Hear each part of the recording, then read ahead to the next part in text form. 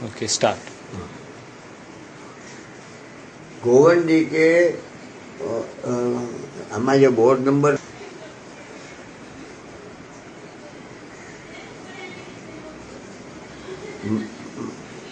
गोवंडी के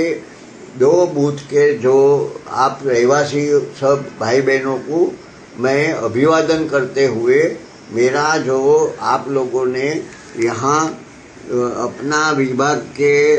प्रतिनिधि का चुनने के लिए अपनी जनता की तरफ से जो जनता चुनाव का कल्पना करके आगे बढ़ाने का जो रखा है, उसमें मुझे बहुत अच्छा लगा और आप सबको मैं अभिवादन करता हूँ। मैं ये चाहता हूँ कि हम सब समझे कि ये जो नगर राज बिल में ऐसी व्यवस्था कैसे बनाई गई। तो आप लोगों ने ये जो अभी दिल्ली में जो चुनाव आया है,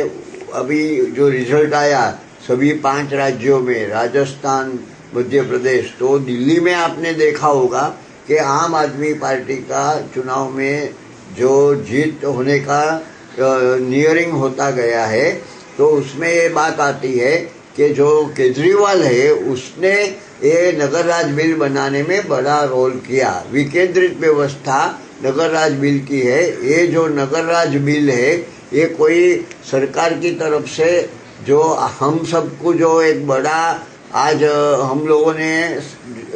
पूरा व्यवस्था में जो परिवर्तन लाने का नक्की जो प्रयास करते हैं, ऐसे जो क्रियाशील समाज की चिंतन करने वाले एक्टिविस्ट लोगों में से ये जो मिलके किया, उसमें मेधा पाटकर भी रही, मयंक गांधी जो आज आम आदमी पार्टी बम्बई का है वो भी रहा, अन्ना हजारे भी रहा, और अन्ना हजारे ने ही महाराष्ट्र सरकार के सलाहकार की कमेटी में केजरीवाल को सरकार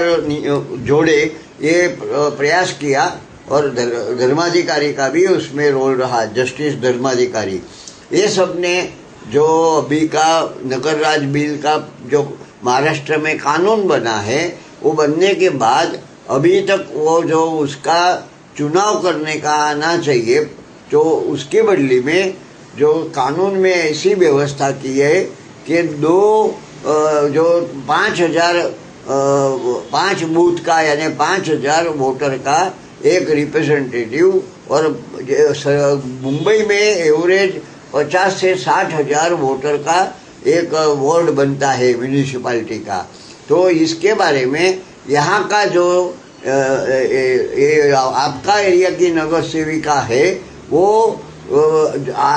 उसने ये हिम्मत किया कि जनता चुनाव की व्यवस्था किया। मैं उनको खास अभिवादन करता हूँ। और मैं ये सब के बारे में नगर राज बिल समर्थन मंच करके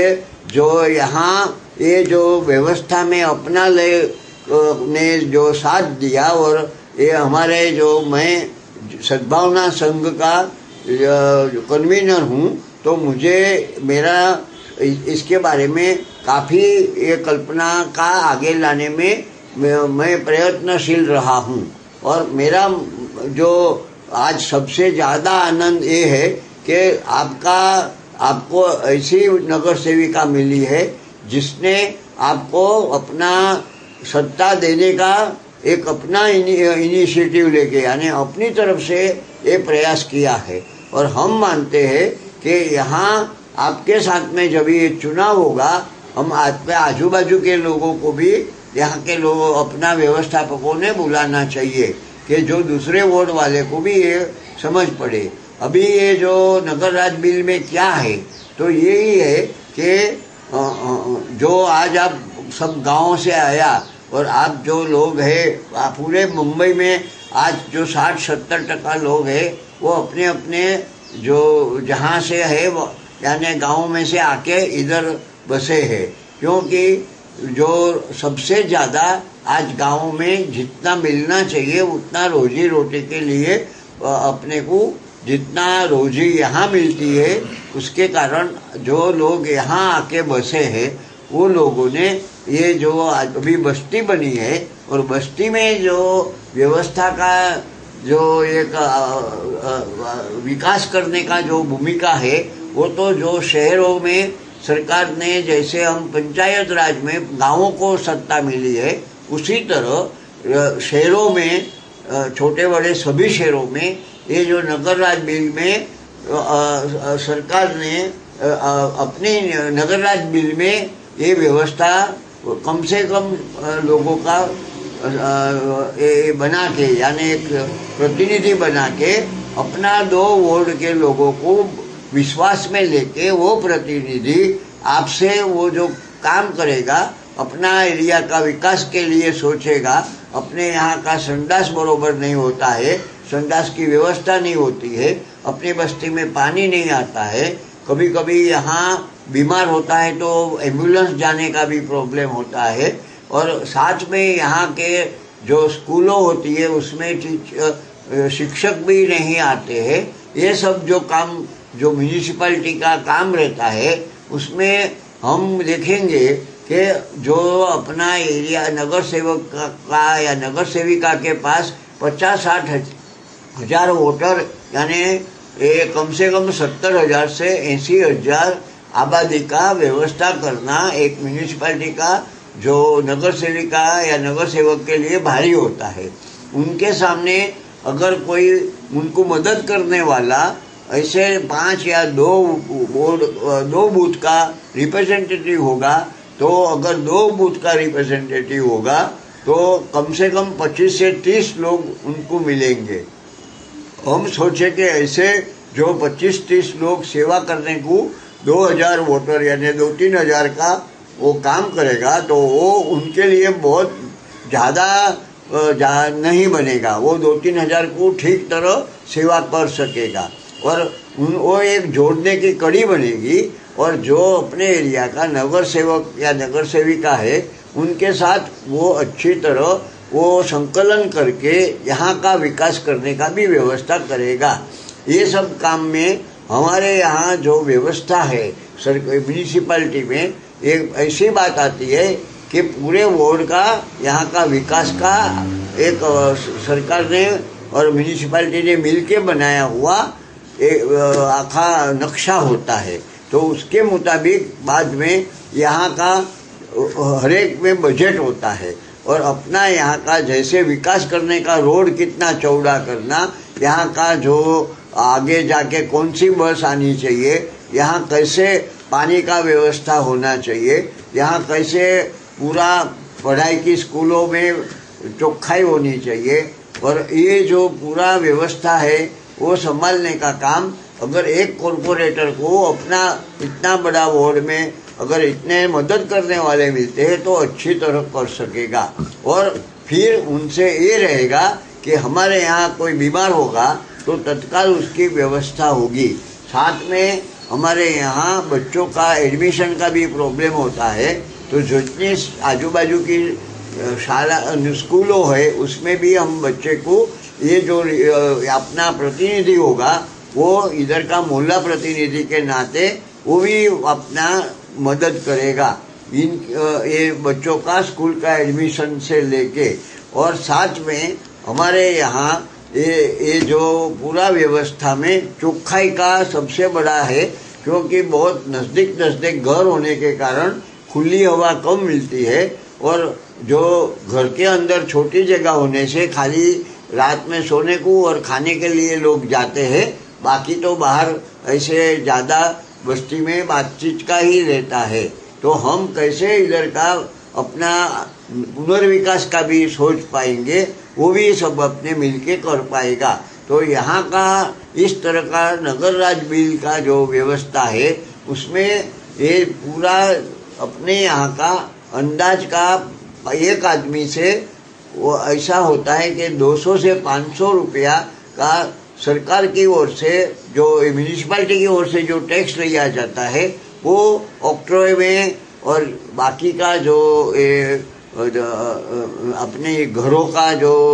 टैक्स होता है वो सब का मिलके म्यूनिसिपैलिटी में फंडिंग होता है। तो वो फंडिंग अपना वार्ड में और अपना ये 2 बूथ और एरिया का अपने को अपना तरफ से वो मिलना चाहिए। तो नगर राज्य बिल में ये वो सुधार जितना आना चाहिए वो फंडिंग भी मिले, और साथ में वो फंडिंग की व्यवस्था का लोगों से सूचना वाक्य करने का। तो जो दिल्ली में अभी चुनाव में उन लोगों ने क्या किया था कि हर एक वार्ड के जो अपना विधानसभा के हर एक वार्ड का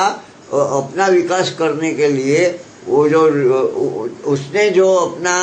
टिकट दिया था वो वहाँ का लोगों से वो आवेदन पत्र मांगा था, और उसमें जो लोगों ने ज़्यादा में ज़्यादा